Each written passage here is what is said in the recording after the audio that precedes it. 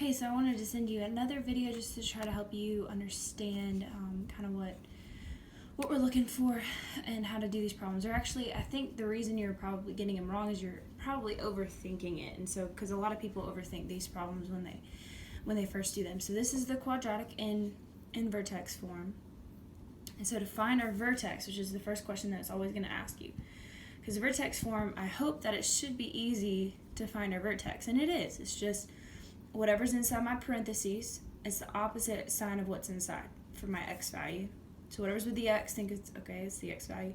So this -4 is now going to be a +4. Okay, and that's just how we find our vertex every single time. So it's whatever's inside our parentheses, opposite sign of what's inside. Okay, and then my y value is always this one on the very far end. Okay, so it's nothing on this side, it's always this on the right side, the far number on the right side. So 4, 7 is my vertex. Now for the axis of symmetry, where I saw tons of people go wrong is they just forgot x is equal to. So a lot of people just put 4, which is obviously because our axis of symmetry is just our x value of our vertex, but they forgot this x equals part. So make sure you remember that part because it'll count it wrong if not. So these are the main things that I saw. The only other question that it asked was, let me see if I can, I'm going to bring it out a little bit, was whether it have the maximum or minimum. And so this, since it has a negative sign, we know it opens down. So it will have a max. Okay, and if you're not sure, just draw a picture. Okay, what does the quadratic look like opening down?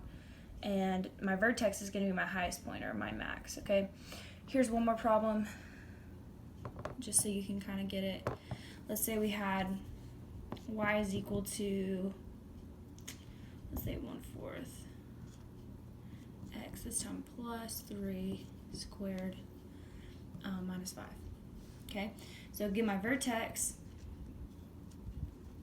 is just the opposite sign of what's inside my parentheses, which in this case is +3 inside, so I'm going to change it to -3, and then I'm going to keep the value on the outside, so this is just -5.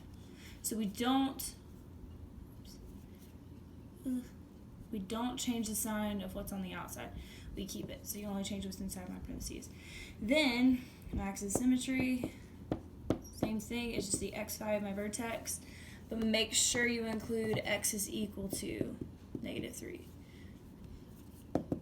Alright, then the last thing, since we don't have a negative sign out here, we know what we open up. Opens up.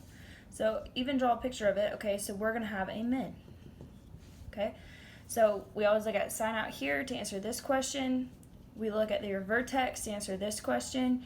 And then to find the vertex, it's just the opposite sign of what's inside my parentheses and the sign outside my parentheses on the on the far right side. So hopefully that helps.